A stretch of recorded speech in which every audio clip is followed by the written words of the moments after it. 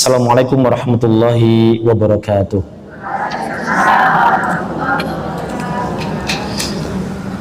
Innal hamdalillah nahmaduhu wa nasta'inuhu wa nastaghfiruh wa na'udzu billahi min syururi anfusina wa sayyiati a'malina. May yahdihillahu fala mudhillalah wa may yudlil fala hadiyalah. Asyhadu an la ilaha illallah wahdahu la syarika lah wa asyhadu anna Muhammadan abduhu wa rasuluh la nabiyya wa la rasula ba'dah. Allahumma salli wa sallim wa barik ala nabiyyina al-karim nabiyyina Muhammadin wa ala alihi wa ashabihi wa man sara ala nahjihi wa sanna bi sunnatihi ila yaumiddin. Ya ayyuhalladzina amanu ittaqullaha haqqa tuqatih wa la tamutunna illa wa antum muslimun. Amma ba'du. Allahumma anfa'na bima 'allamtana wa 'allimna ma yanfa'una wa zidna 'ilma. Allahumma arinal haqqa haqqan warzuqna ittiba'ah wa arinal batila batila warzuqna ijtinabah. Rabbi shrah li sadri wa yassir li amri wa hlul 'uqdatam min lisani yafqahu qawli. Ibu majelis taklim Masjid Raudhatul Jannah rahimakumullah, sehat semua Bu ya? Sudah ngantuk?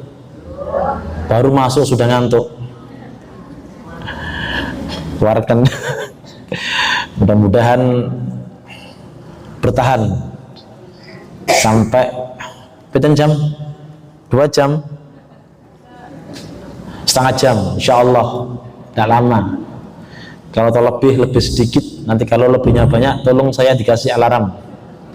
Cat waktunya habis. Biar dam ya. Bu Huda jenguk cucu ya. Oh iya. Yeah. Ibu sekalian jamaah rahimakumullah, alhamdulillah kita bersyukur kepada Allah Subhanahu wa taala di kesempatan yang baik ini kembali kita diizinkan oleh Allah bisa bermuajahah, bisa bertemu, bersilaturahim. Kalau kajiannya rutin 1 bulan sekali, nggih. Kalau ketemu saya 1 tahun sekali. Tapi kemarin sebagian ada yang ke LGC, ke pondok. Jadi insya Allah kemarin baru ketemu, sekarang ketemu lagi. Mudah-mudahan Allah terus menjaga silaturahim kita, terutama pada malam hari ini kita senantiasa mendapatkan rahmat berkah dari Allah Subhanahu wa taala. Karena orang yang mencari ilmu itu adalah orang yang terbaik, orang yang senantiasa dipuji oleh Allah, orang yang senantiasa disebut-sebut oleh Allah di hadapan makhluk terbaik.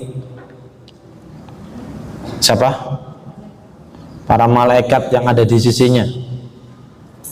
Jadi Nabi mengatakan, memberikan info kepada kita semua, yang info ini harus diyakini oleh setiap muslim. Kalau ada orang muslim duduk bersama seperti ini, bermajelis ilmu, belajar bareng, ya, mendengarkan kajian Al-Quran, As-Sunnah, kajian-kajian keislaman, kajian yang meningkatkan keimanan, ketakwaan, ya tentunya dikatakan oleh Nabi, ya Allah akan turunkan para malaikat bersama-sama mengelilingi kita, rahmat-rahmat dicurahkan kepada kita semua, dan kita senantiasa disebut-sebut oleh Allah di hadapan makhluk yang ada di sisinya. Senajan atau meskipun ilmu yang dibahas adalah ya ngono-ngono kuwi ae, diulang-ulangi, ya kita nggak boleh bosan, karena itu adalah kemuliaan, itu adalah kebaikan. Dan Nabi mengatakan orang yang berjalan dari rumah menuju tempat ilmu, majelis ilmu, maka Allah akan mudahkan jalan menuju surga. Man salaka tariqan yaltamisu fihi ilma sahalallahu lahu tariqan bihi ilal jannah. Siapa yang meniti suatu jalan dalam rangka untuk mencari ilmu, berjalan sore hari, pagi hari, petang hari, ya, ke tempat majlis atau ke majlis ilmu, maka Allah akan sahalallahu lahu tariqan ilal jannah. Allah akan mudahkan jalannya menuju surga. Yang kedua kalinya kita haturkan salat dan wassalaman senantiasa tetap tercurahkan kepada Rasulullah Muhammad sallallahu alaihi wasallam, kepada keluarganya, kepada para sahabatnya, para tabi'in, tabi'ut tabi'in, dan orang-orang yang mengikuti mereka sampai hari kiamat. Ibu-ibu sekalian rahimakumullah, waktu yang pendek ini kita akan gunakan sebaik mungkin untuk mengkaji sesuai tema yang telah disampaikan di depan tadi, bagaimana menjadi seorang muslim yang merdeka. Muslim yang merdeka. Ibu-ibu sekalian, Indonesia, negeri kita, telah diberikan nikmat oleh Allah, nikmat kemerdekaan. Kalau 2025 berarti ini genap 80 tahun merdeka. Tentunya kemerdekaan ini merupakan nikmat besar, ibu-ibu sekalian. Sebagaimana seorang ulama dari kalangan tabi'in namanya Wahab bin Munabbih rahimahullah ta'ala, beliau mengatakan, di antara nikmat-nikmat yang Allah berikan kepada kita semua itu ada 3 nikmat yang paling besar. Jadi ada 3 nikmat terbesar, nikmat yang paling besar. Yang pertama adalah nikmat Islam. Allah berikan nikmat Islam. Ya, jadi tidak semua orang dapat nikmat Islam. Siapapun yang diberikan nikmat Islam oleh Allah, diberikan hidayah Islam, dan dia memeluk Islam, entah itu Islamnya karena mencari atau karena bapak ibunya muslim, tidak penting. Yang penting itu adalah nikmat dari Allah, itu merupakan karunia yang amat besar. Nikmat yang kedua adalah nikmat afiyah. Nikmat afiyah. Nikmat afiyah itu nikmat keselamatan, nikmat keamanan, termasuk kemerdekaan. Ini termasuk nikmat yang luar biasa dari Allah Subhanahu wa ta'ala. Jadi orang yang dikasih kemerdekaan oleh Allah, tentunya kita ini betul-betul bebas, ya, bebas beribadah, bebas makoryo atau kerja, beramal, bebas menentukan bagaimana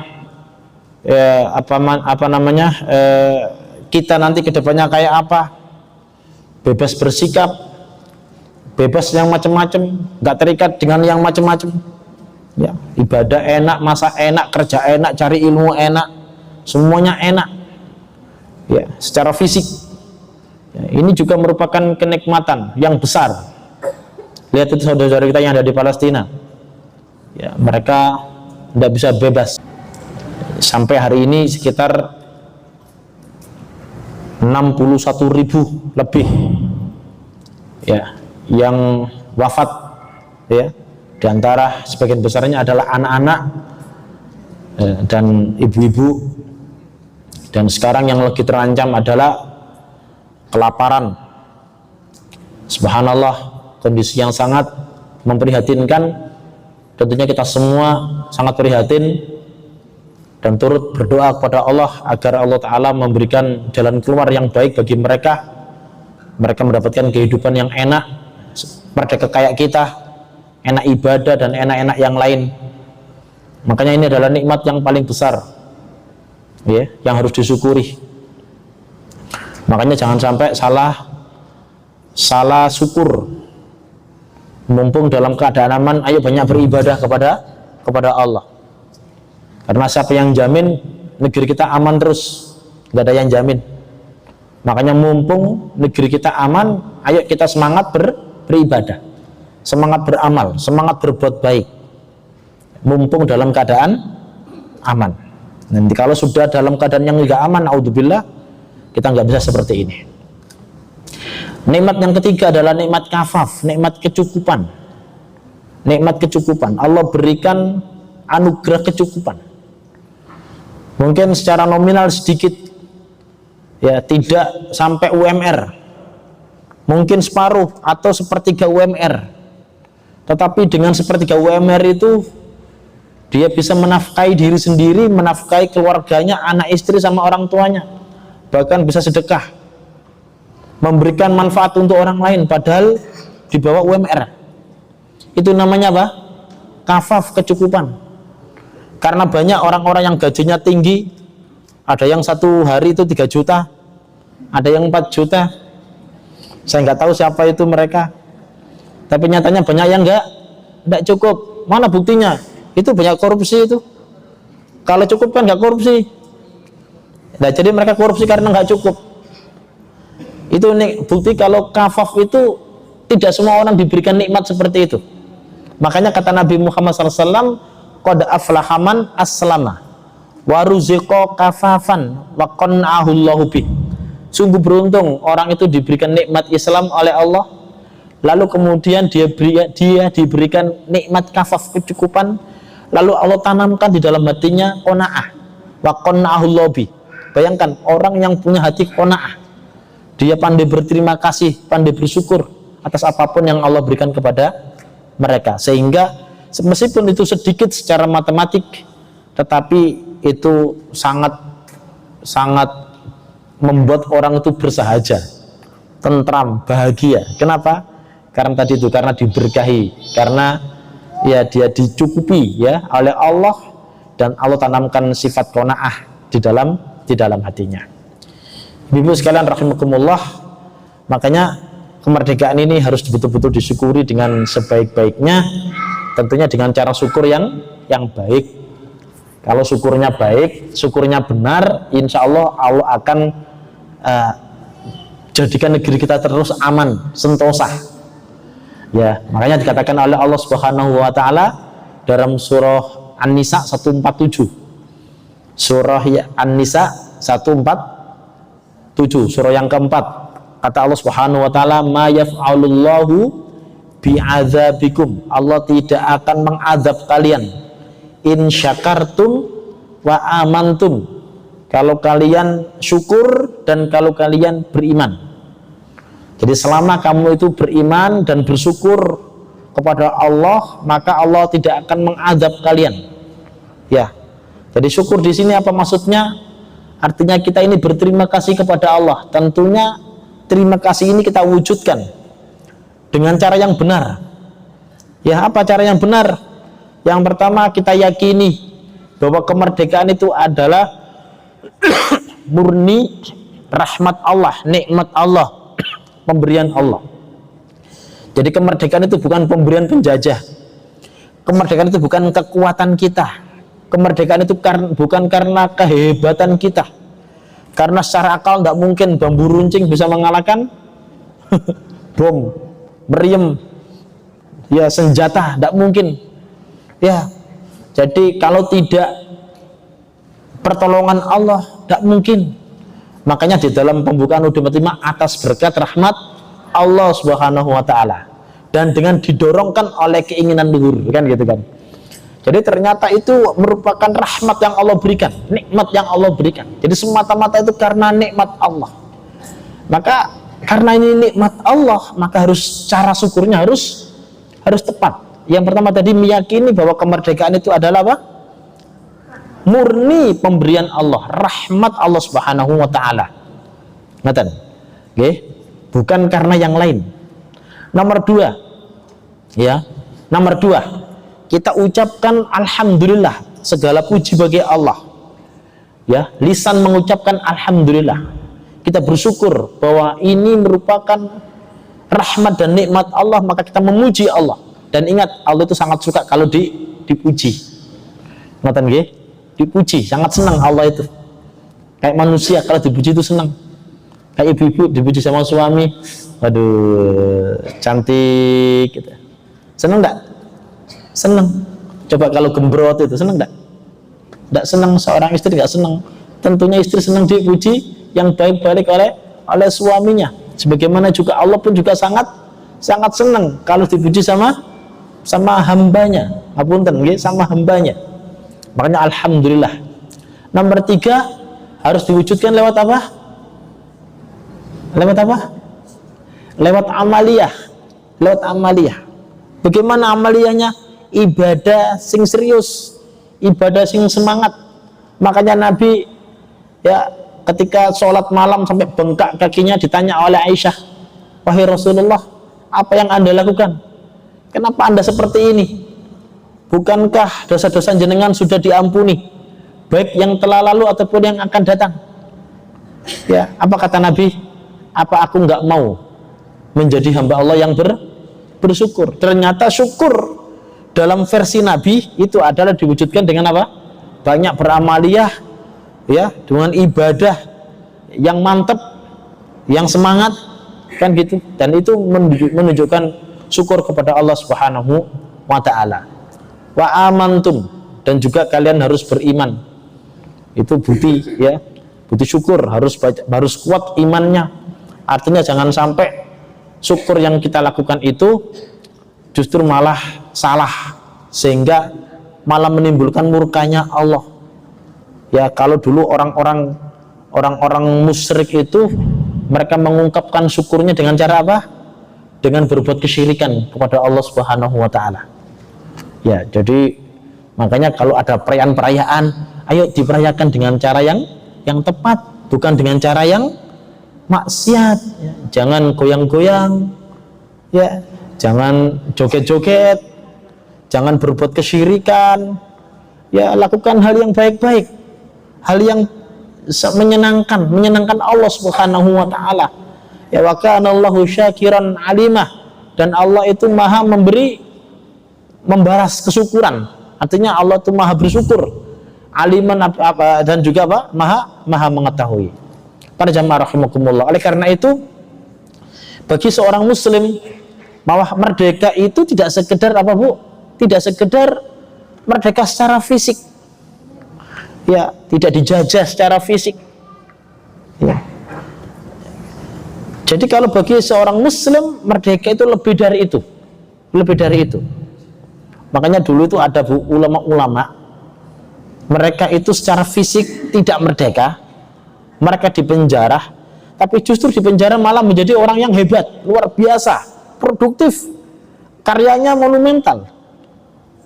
Taruh tuh Buya Hamka. Buya Hamka dipenjara, apakah Buya Hamka kemudian menjadi orang yang putus asa? Tidak. Beliau dipenjara, tapi dipenjara beliau menulis tafsir, namanya tafsir apa?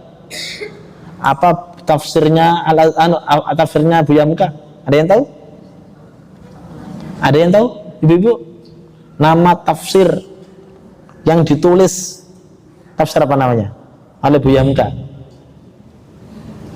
Bu, sangat monumental tafsir ini, berjilid-jilid. Ada yang tahu? Tafsir Al-Azhar, apa namanya? Tafsir Al-Azhar. Ini tafsir Al-Azhar. Iya, beliau dipenjara malah menulis tafsir Al-Azhar. Iya. Ada juga dulu seorang ulama dari Albania, namanya Syekh Nasruddin Albani. Ya, beliau dipenjara. Ya, tapi menulis karya yang luar biasa. Beliau menulis Mukhtasar Sahih Bukhari dan Sahih Muslim. Luar biasa. Dulu tuh kalau kita jumpai para ulama-ulama kita, lebih banyak di penjara mereka daripada yang tidak. Tetapi di penjara malah mereka berkarya, menunjukkan mereka secara fisik tidak merdeka, secara fisik mereka terbelenggu, tetapi nyatanya mereka merdeka jiwanya, karena mereka adalah orang muslim yang luar biasa. Ibu-ibu sekalian jamaah rahimakumullah, maka karena itu ada tafsir, ada penjelasan seorang ulama ketika mendefinisikan kemerdekaan. Dikatakan al-ubudiyatu lillahi hiya haqiqatul hurriyah. Ya. Bahwa ibadah kepada Allah, menjadi hamba Allah, itu adalah hakikat kemerdekaan itu sendiri. Jadi ketika seseorang itu betul-betul menjadi hamba Allah, artinya dia itu sangat intens beribadah kepada Allah, sangat kuat ibadahnya kepada Allah, sangat dekat hubungannya dengan Allah. Itu adalah hakikat kemerdekaan itu sendiri.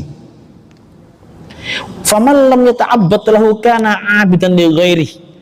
Dan siapapun yang tidak beribadah kepada Allah, maka dia adalah orang yang menyembah kepada selain Allah Subhanahu wa taala. Artinya dia terbelenggu kepada selain Allah Subhanahu wa taala. Para jamaah rahmatullah, ibu-ibu sekalian, para jamaah. Jadi itulah kemerdekaan bagi seorang muslim ketika dia betul-betul mengalami satu kondisi yang nyaman, yang enak ketika beribadah kepada Allah. Itulah adalah hakikat kemerdekaan. Paham ya? Ya, jadi dia menggantungkan dirinya ya kepada Allah Subhanahu wa taala, menggantungkan hatinya kepada Allah Subhanahu wa taala. Waktunya habis untuk beribadah kepada Allah Subhanahu wa taala. Dia menikmati ibadahnya, sehingga dia sangat bersemangat di dalam beribadah kepada Allah Subhanahu wa taala. Dia benar-benar menjadi orang yang merdeka. Hakikatul hurriyah. Maka Bu, kalau ada seorang muslim lah kok malah jauh dari Allah, nah ini dia nggak bisa nyaman atau nggak bisa enak beribadah kepada Allah, apapun alasannya, atau dia beribadah tetapi ternyata ibadahnya itu ditolak oleh Allah, berarti dia bukan menjadi hamba Allah. Dia bukan hamba Allah. Kalau toh dia statusnya hamba Allah, berarti dia statusnya sangat rendah, karena dia dalam kondisi yang sedang terbelenggu, terjajah oleh selain Allah Subhanahu wa taala. Maka ibu sekalian, maka merdeka bagi seorang muslim yang pertama adalah merdeka dari kesyirikan. Nah ini merdeka dari apa tadi? Kesyirikan. Maka seorang muslim tidak boleh diperbudak, tidak boleh dijajah, tidak boleh terbelenggu oleh kesyirikan. Kenapa? Karena kesyirikan ini yang menjadikan amal-amal kita tidak akan diterima oleh Allah Subhanahu wa taala. Bayangkan Bu, jadi orang itu kalau berbuat kesyirikan, seluruh amalannya itu akan binasa. Amalannya tidak akan dianggap oleh Allah Subhanahu wa taala. Itu kata Allah Subhanahu wa taala, la in asyrakta la yakhbatanna amaluk wa la takunanna minal khasirin. Kalau engkau berbuat syirik, kalau engkau menyekutukan Allah, maka la yakhbatanna amaluka. Amalan-amalanmu itu akan gugur semua pahalanya. Salatnya gugur, pahala sedekahnya gugur, pahala haji umrohnya gugur, pahala kebaikan-kebaikan yang pernah ia lakukan berpuluh-puluh tahun gugur karena dosa syirik. Itu bahayanya.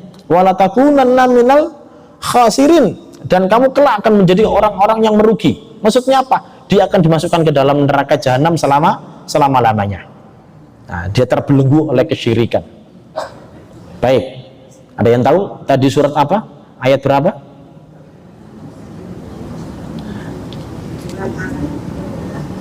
Dalam? Ada yang tahu? Angkat tangan, tahu? La in asyrakta la yakhbatanna amaluka wa la takunanna minal khasirin. Ibu jangan pura-pura lah, pura-pura nggak tahu. Ayo, ada yang tahu Ibu, angkat tangan. Hah? Baik, surah Az-Zumar ayat berapa? 65. Az-Zumar 65. Oh, jangan tulis, nanti dicek. Ya, kata Allah kan gitu. Kalau kamu berbuat syirik, maka amalan-amalan yang kamu pernah kerjakan udah hancur semua. Nggak ada nilainya apa-apa. Dan kamu kelak akan menjadi orang-orang yang merugi. Dan itu ya, itu bahaya syirik. Makanya ibu-ibu harus paham tentang tauhid. Ya, karena orang yang bertauhid, maka dia betul-betul merdeka. Ya, merdeka. Ya. Jadi tauhid apapun itu ya. Jadi gitu.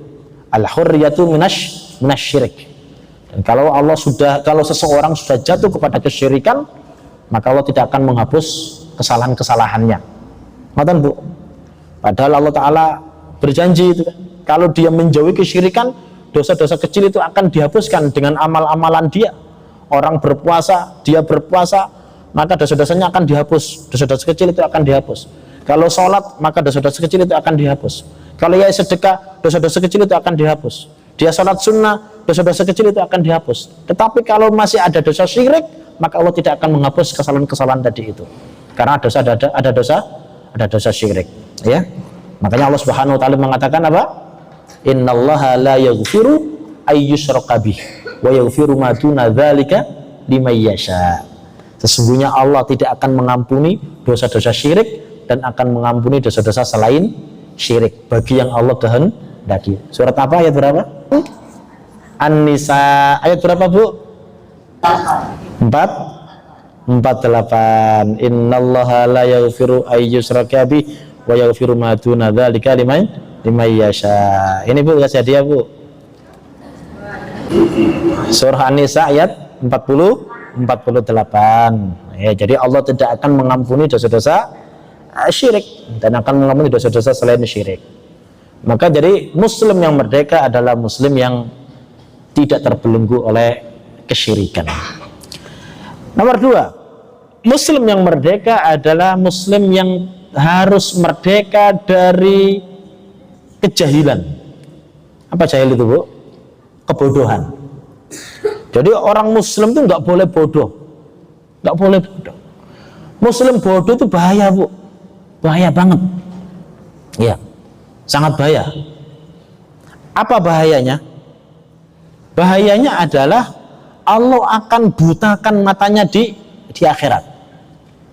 Karena dia di dunia buta, nggak mengerti tentang hukum-hukum syariat, nggak ngerti halal haram, cara wudhu yang benar aja nggak tahu, cara mandi besar yang benar nggak tahu, cara sholat yang benar juga nggak tahu, cara puasa yang benar nggak tahu, cara ibadah yang benar, ya itu apa saja dia nggak tahu halal haram, mana perkara halal, mana perkara haram, mana perkara yang menjadi perintah, mana yang dijauhi, dia nggak tahu sama sekali.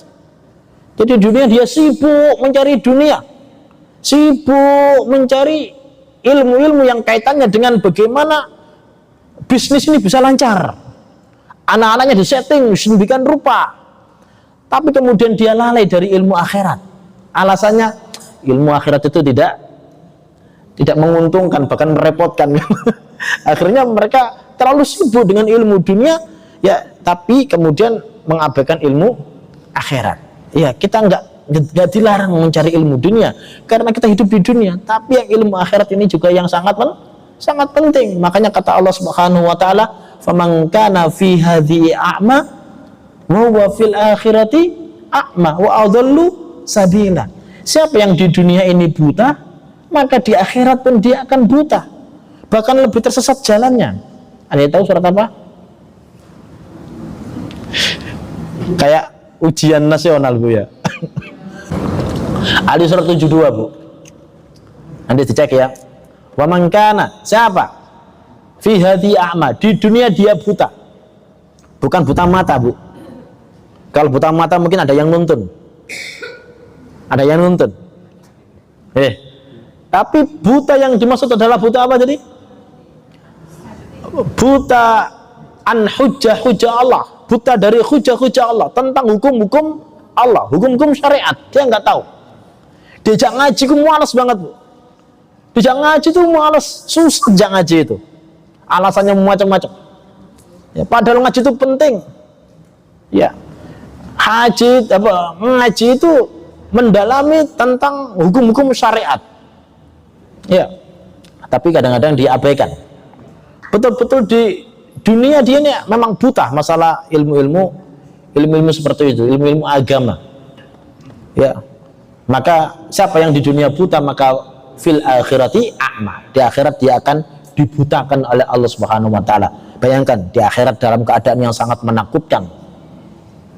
Ya, dia bagaimana di akhirat ya dalam kondisi yang sangat menyesakkan dada, nggak bisa digambarkan betapa beratnya di akhirat.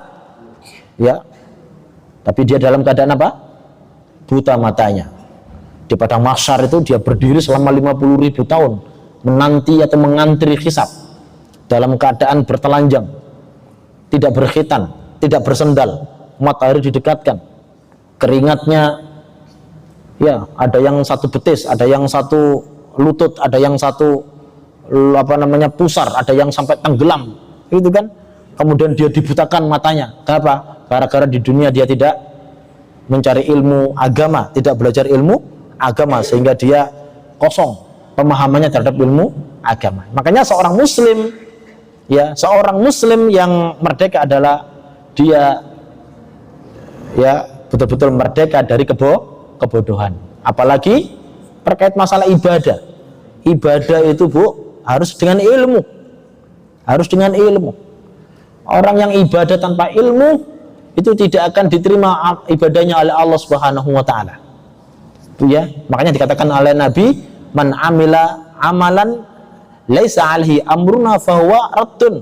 Siapa yang berbuat satu amal ibadah yang tidak ada tuntunan dari Nabi, ya, maka fahuwa raddun, maka amal ibadahnya itu akan ditolak oleh Allah Subhanahu wa taala. Makanya bagaimana dia ditolak? Ya karena memang dia tidak ada ilmu. Ya, tidak ada ilmu. Ya, sholatnya ngawur, wudunya ngawur, semuanya ngawur, ya. Nah, ini kan membahayakan. Makanya kita tidak boleh terbelenggu dengan kebodohan. Betul-betul harus merdeka. Ya. Yang ketiga, Bu, ya, muslim yang merdeka adalah merdeka dari hawa nafsu. Apa tadi? Dari hawa nafsu.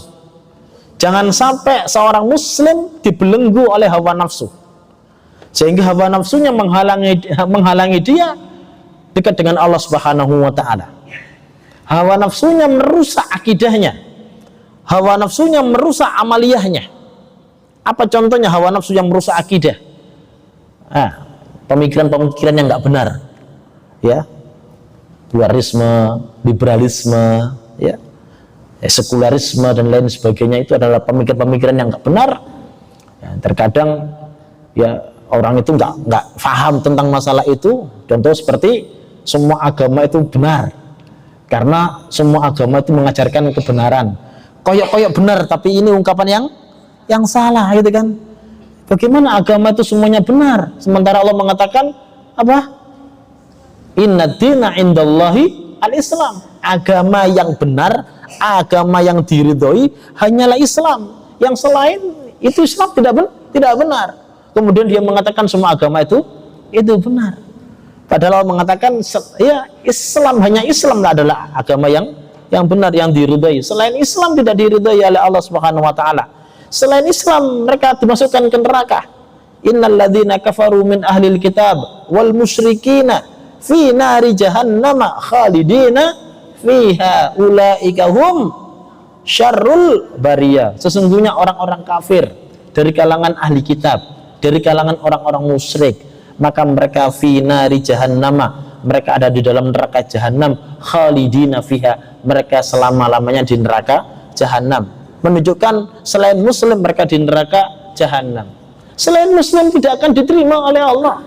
Mau dia berbuat baik kayak apapun, nyumbang ini nyumbang itu, dia beramal baik, beramal ini, beramal itu, karena dia nggak muslim maka tidak akan sampai kepada Allah Subhanahu wa taala. Mana dalilnya?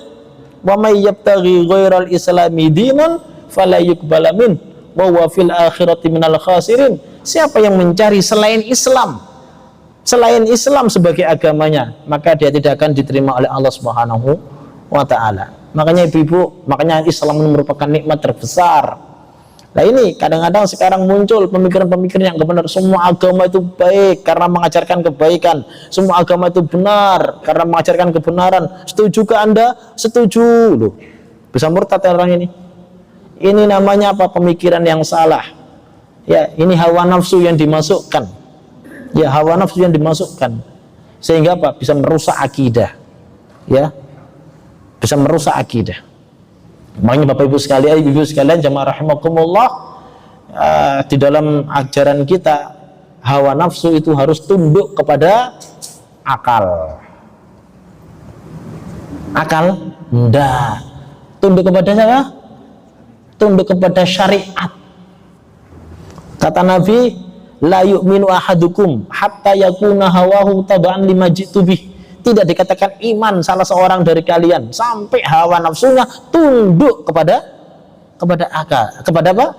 Kepada apa yang aku bawa. Apa itu? Syariat. Jadi nggak boleh akal ini mendominasi atau mengalahkan apa? Syariat. Ya, nggak boleh. Syariat harus mengatur akal, bukan akal yang ngatur syariat. Sama halnya tradisi, sama halnya dengan budaya di masyarakat.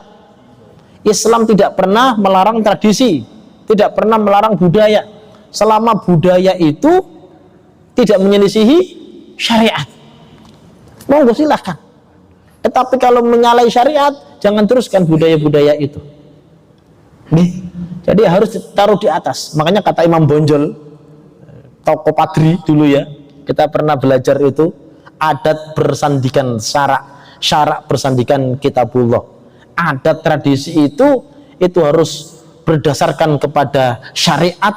Syariat sendiri itu harus berdasarkan kepada Al-Quran kitabullah. Ya, makanya kita harus mencari ilmu dari Quran sama sunnah. Udah ngaji aja terus. Kita nggak boleh bodoh. Paham ya? Nah, kan gitu. Baik. Yang ketiga, yang terakhir, gak banyak-banyak. Dalam? Oh, yang keempat, itu jenengan ngantuk nulis berarti jenengan. Yang keempat, Muslim yang merdeka adalah Muslim yang merdeka dari apa? Dari su'il akhlak, dari akhlak yang buruk. Akhlak yang buruk. Jadi Muslim yang merdeka adalah Muslim yang berakhlak baik. Seorang Muslim tidak boleh terbelenggu dengan akhlak yang jelek, akhlak yang buruk. Makanya orang Muslim dituntut untuk tampil bermasyarakat dengan menampilkan akhlak yang baik. Bahkan Nabi mengatakan akmalul mu'minina imanan aksanuhum khuluqa.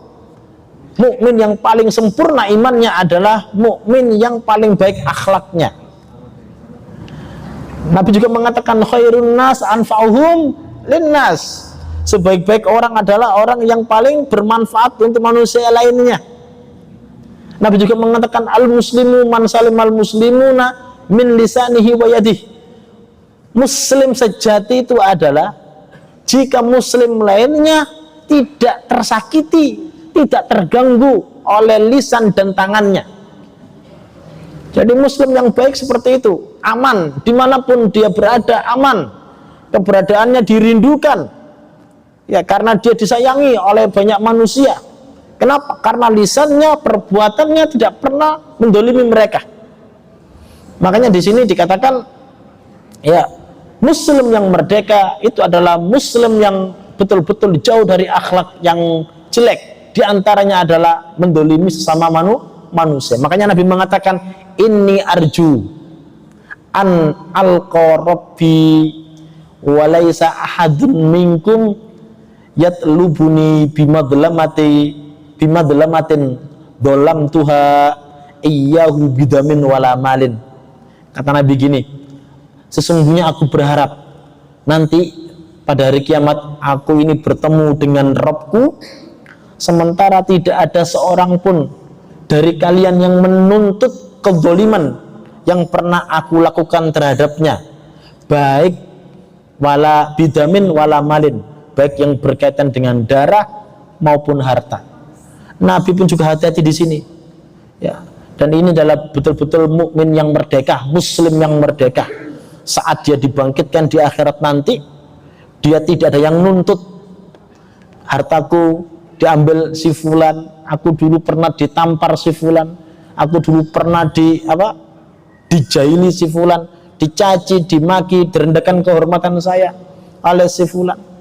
Muslim yang merdeka benar-benar terbebas dari ini semua, yang dia nanti tidak bangkrut di akhirat.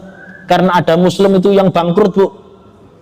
Di dunia dia semangat ibadahnya, ngajinya Masya Allah, duhanya Masya Allah, ya, tahajudnya Masya Allah.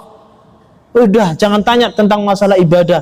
ternyata nanti pada hari kiamat semua pahala ibadahnya ini nggak berbekas sama sekali. Justru malah nanti dia dilemparkan ke dalam api neraka. Gara-gara apa? Dia mendolimi. Makanya kata Nabi, tahukah kalian siapakah orang yang bangkrut itu? Apa kata para sahabat? Orang yang bangkrut itu ya Rasul, orang yang nggak punya apa-apa, nggak punya harta, nggak punya benda. Kata Nabi, bukan itu orang bangkrut itu. Orang bangkrut itu nanti orang yang datang pada hari kiamat dengan membawa pahala sholat, pahala puasa, pahala sodakoh, pahala haji, tetapi dia berbuat dolim kepada si fulan, ya, dia menyakiti si fulan, ya, dia memukul si fulan, ya, dia mengambil hartanya si fulan, dia mencela, ya, menampar dan lain sebagainya. Akhirnya dituntut, ya, akhirnya kebaikan-kebaikannya ini diberikan semua kepada orang yang disakiti tadi, sampai benar-benar bersih. Tidak ada kebaikan tersisa. Ternyata yang nuntut juga masih ada. Oleh karena itu kemudian kesalahan-kesalahan orang yang nuntut tadi ditimpakan kepada orang yang ahli ibadah tersebut. Akhirnya dia menjadi orang yang bangkrut. Itu namanya orang yang bangkrut di akhirat. Dia ahli ibadah tapi sama orang lain nggak baik. Makanya muslim yang merdeka itu adalah muslim yang tidak hanya memperhatikan hubungan baiknya sama Allah, tapi juga berbuat baik sesama yang lain. Nggak hasut, ibu, nggak hasut, tidak sombong, ya, tawadhu, rendah hati. Itu muslim yang betul-betul merdeka. Kalau dia punya sedikit harta, nggak lupa dengan tetangganya, ya. Ada tetangganya yang resek, tetangganya yang nggak baik, dia bersabar dengan keadaannya. Benar, Bu, ya. Dia tidak berlaku dolim kepada orang lain. Karena ada pertanyaan dari seorang sahabat, wahai Nabi, ya, ini ada seorang fulanah, seorang perempuan, dia ahli salat tahajud, ya, di malam harinya dia ahli tahajud, dia berpuasa juga, tapi dia menyakiti tetangganya. Apa kata Nabi? La khaira fiha, tidak ada kebaikan pada dirinya. Wahiyya finnar, dia di neraka.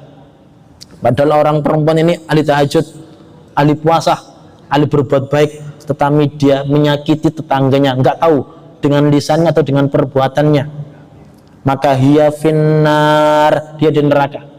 Dan apa yang ia kerjakan tadi ibadahnya la khaira fiha, tidak mempunyai dampak kebaikan untuk dirinya, nggak ada pahala untuk dirinya, dia di dalam neraka.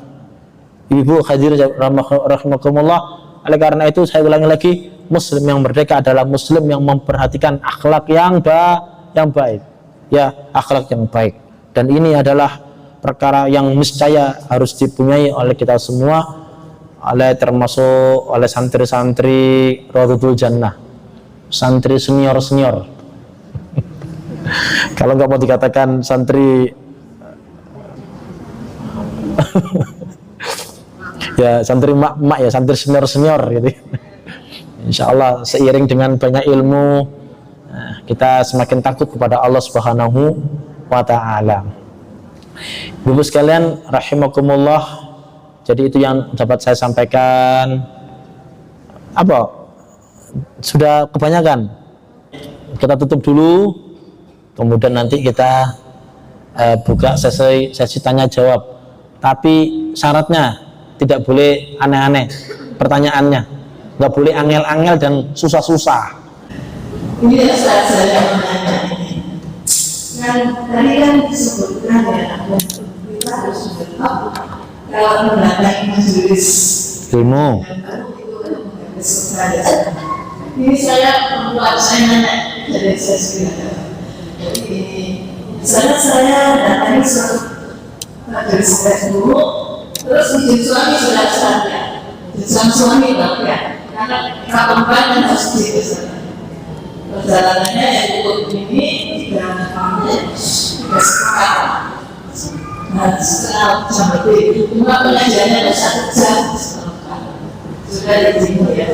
Cuma ini saya ngaji kan kita ketemu teman-teman, terus akhirnya ya kita misalnya ada acara, ada yang habis haji, habis apa saja.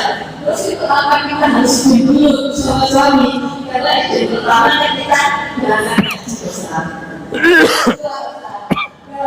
Kita perempuan saja, kalau ke masjid, memang perempuan ini sebaiknya ada di rumah ya saja. Tapi kalau aman, maka bapak salah ya saja. Kayaknya sebenarnya itu harus ada muridnya. Tapi selama aman, cuma sekarang di sana kajian itu ada masjid, sholat banyak saja subuh, habis sisa apa ya. Kita kan nggak berubah ini tanya juga. Terus misalnya kita itu ada yang berdoa, itu kan ada sekarang aplikasi streaming misalnya. Misalnya kan di sini biasa, jadi nggak mesti sama Ustaz, nggak mesti maksudnya di rumah Ustaz. Itu gimana ya saja? Apa sama dengan kita datangi ke masjid atau cukup kalau perempuan itu cukup di rumah, ya kan? Bebas ini tadi Ustaz. Cuma kalau saya yang kita nggak bisa tanya jawab Ustaz, nggak bisa nanya, cuma hanya mendengarkan. Itu aja Ustaz. Terima kasih. Assalamualaikum. Assalamualaikum warahmatullahi wabarakatuh. Barakallahu fikum Ibu. Jadi ngaji terus habis ngaji menggo itu gimana? Ya, baiknya izin aja nggih. Ibu baiknya izin ya. Baiknya izin. Karena tadi izin yang pertama adalah ngaji, kemudian ternyata menggo, tetap harus apa? Izin. Itu yang paling aman. Ngoten nggih? Insyaallah. Ini Bapak percaya sama Ibu, insya Allah aman, gak ada masalah apa-apa. Tapi tetap pakai izin Bu, nanti khawatir memang ada apa-apa. Ini biasanya habis ngaji kok pulang, kok gak ada informasi kan. Nanti muncul fitnah, zon yang gak baik. Ibu tetap harus apa? Izin. Kemudian yang kedua, terkait kajian datang ke majelis ataukah di rumah, lihat YouTube, streaming dan lain sebagainya, apakah berpahala? Ya berpahala. Ibu mendengarkan kajian berpahala, nonton pengajian pahala, mendengarkan streaming atau nonton streaming juga dapat pahala. Kalau pertanyaannya apakah sama dengan yang hadir ke masjid, ke majelis ilmu, tentunya beda. Karena banyak keutamaan hadis Bu. Nabi menjelaskan tadi itu man salaka thariqan ya. Ini siapa yang keluar rumah ini mencari ilmu ya. Siapa yang keluar untuk mencari ilmu ya. Kemudian jaraknya jauh, mungkin memakan waktu setengah jam atau 3/4. Tentunya ini akan semakin jauh, maka semakin jauh semakin berat, maka semakin banyak pahala yang diberikan. Jadi itu pahala mendengarkan ilmu ya. Yang kedua adalah pahala melangkahkan kaki dalam kebaikan. Itu akan ditulis juga oleh Allah Subhanahu wa taala. Ibu ya, jadi gitu. Yang kedua, Nabi juga pernah mengatakan man kharaja min baiti, siapa yang keluar rumah ya, kemudian dia mencari ilmu niatnya, maka itu wa fi sabilillah, dia ada di jalan Allah Subhanahu wa taala. Artinya orang yang keluar rumah kemudian dalam rangka mencari ilmu, andaikan kemudian dia qadarullah dia meninggal saat itu, maka matinya adalah mati syahid karena mencari ilmu, karena fi sabilillah. Nomor 3, Nabi mengatakan siapa yang keluar rumah mencari ilmu, sejak dari rumah malaikat Jibril akan membentangkan sayapnya ya, akan dibentang, akan dilindungi oleh sayap para malaikat, menunjukkan ini adalah merupakan suatu keutamaan yang sangat luar biasa bagi orang yang keluar rumah untuk mencari ilmu. Tapi bagi ibu-ibu tentunya harus ada izin dari suami, karena kewajiban taat kepada suami itu kewajiban yang lebih besar, lebih kuat daripada kewajiban keluar rumah cari ilmu. Nek suami nggak ngizinkan, di rumah saja dengerin YouTube, ya diikuti kemauan suami. Insya Allah mengikuti kemauan suami itu pahalanya lebih besar daripada kita memaksakan diri keluar cari ilmu. Tapi kalau dapat izin silakan, selama aman dari fitnah. Wallahu ta'ala. Barakallahu fikum. Ibu yang lain ada? Doa kita yang selalu berisi tentang permintaan yang besar. Kalau kemudian kita hanya meminta untuk diberikan sesuatu tanpa ada perbuatan yang nyata, mungkinkah doa itu sesuatu? Ya, berdoa minta kebajikan, tetapi kemudian tidak ada upaya untuk mendapatkan kebajikan itu. Misalkan doa minta pintar tapi nggak mau belajar. Contoh seperti itu. Ya. Jadi ibu-ibu sekalian, rahimakumullah, dua sisi yang nggak boleh ditinggalkan. Yang pertama berupaya, nomor dua adalah berdoa. Oke, berupaya dan berdoa. Tidak bisa seseorang itu hanya berupaya saja tanpa berdoa. Ada orang ya, dia hanya belajar mencari sukses, tapi sementara dia nggak mau minta sukses kepada Allah. Dia belajar mencari ilmu, tapi dia nggak pernah minta ilmu kepada Allah. Ya, ini namanya sombong orang seperti ini. Ya, orang kepingin dapat rezeki, dia bekerja, tapi dia kemudian tidak pernah minta kepada orang yang memberi rezeki. Itu namanya orang yang sombong, dan orang yang sombong itu dimurkai oleh Allah. Allah Subhanahu wa taala mengatakan, ya, jadi innal ladzina yastakbiruna an ibadati sayadkhuluna jahannama dakhirin. Jadi sesungguhnya orang-orang yang istikbar, yang sombong, artinya sombong dari ibadah kepadaku, artinya dia tidak mau berdoa, karena ibadah itu artinya berdoa. Orang yang tidak mau minta kepadaku, ya dia adalah yang sombong, dikatakan oleh Allah Subhanahu wa taala. Maka diancam oleh Allah, sayadkhuluna jahannama dakhirin. Maka mereka akan dimasukkan neraka jahanam dalam keadaan hina. Makanya kita nggak boleh melupakan berdoa. Ibu, kita harus banyak-banyak berdoa. Andaikan, Ibu, kita berandai-andai, andaikan doa kita tidak diijabah oleh Allah, Ibu. Andaikan, tapi itu tidak mungkin terjadi. Kenapa? Karena Allah sudah pasti mengabulkan. Karena Allah berjanji, ud'uni astajib lakum. Doalah kepadaku, maka kamu tak kabulkan. Itu janji Allah. Andaikan Allah Ta'ala menunda, kita minta kepada Allah, Allah menunda permintaan kita, Ibu, doa kita itu sudah bernilai pahala kepada Allah Subhanahu wa taala. Kita minta kepada Allah, diijabah atau enggak diijabah, itu adalah pahala. Ad-du'a'u wal ibadah. Ibu enggak usah kemudian putus asa, terus berdoa kepada Allah. Ketok pintu langit dengan berdoa. Ya. Maka itu adalah termasuk bentuk ibadah. Bentuk ibadah. Maka ibu enggak boleh putus asa. Enggak boleh putus asa. Ya. Terus ketuk pintu langit dengan banyak berdoa kepada Allah Subhanahu wa taala. Apapun yang kita inginkan, minta kepada Allah Subhanahu wa taala. Dan orang yang tidak mau berdoa, maka dia sombong. Yang kedua, kalau orang sudah minta kepada sesuatu kepada Allah, maka dia harus berusaha mencari sebab sampai itu terwujud. Kalau orang minta pinter, Rabbi zidni ilma, ya Allah berikanlah aku, tambahkan aku ilmu, maka dia harus mencari sebab pinter. Apa tadi? Belajar. Innamal ilmu bitta'allum. Ilmu itu dengan cara belajar. Belajar habis. Kena. Suwe-suwe insyaallah akan ngerti. Suwe-suwe itu akan ngerti. Innamal ilmu bitta'allum. Ini kapan nggak belajar, nggak pinter-pinter, nggak ngerti-ngerti. Belajar terus. Aku lulus lunggu ngaji setahun-tahunan kok sih gak paham wae. Ibu sabar, terus aja ngaji. Terus aja. Nanti Allah akan memberikan ilmu kepada kita semua, sambil kita minta kepada Allah, ya Allah Rabbi zidni ilma. Allah manfa'na bima 'allamtana wa 'allimna ma yanfa'una wa zidna ilma. Itu doa yang Nabi ajarkan kepada kita semua. Kita minta ilmu kepada Allah Subhanahu wa taala. Kalau kita minta rezeki, berarti kita sebutkan Allahumma inna nas'aluka rizqan wasi'an wa amalan mutaqabbalan, atau Allahumma inna nas'aluka ilman nafi'an wa rizqan tayyiban wa amalan mutaqabbalan. Ya Allah, aku mohon kepadamu ilmu yang manfaat, rezeki yang luas, rezeki yang halal, berkah, yang baik, dan amal yang dikabulkan. Maka pagi kemudian kita keluar mencari apa? Mencari rezeki. Jangan dungotok. Umar bin Khattab pernah marah-marah melihat orang-orang di tepi masjid, dia berdoa, ya Rabb, ya Rabb, ya Rabb. Ya, tidak mungkin. Ya, Allah turunkan emas dari langit, langsung dipukulin sama Umar bin Khattab. Keluar, kerja semua. Disuruh keluar, kerja, cari duit, ya, cari duit. Doa sama Allah, kerja. Kalau memang kepingin apa tadi? Kepingin rezeki.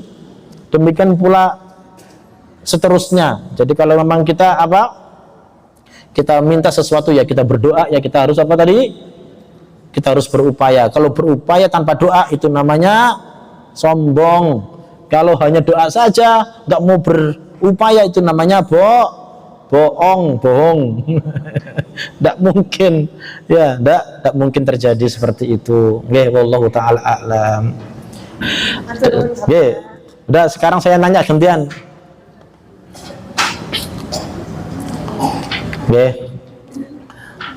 Sebutkan merdeka bagi seorang muslim, makna merdeka bagi seorang muslim. Angkat tangan. Ibu monggo. Merdeka dari kesirikan, merdeka dari kebodohan, merdeka dari hawa nafsu, merdeka dari keburukan akhlak yang buruk. Barakallahu fikum. Monggo ini. Salah, susah. Baik, ini terakhir, pertanyaan terakhir.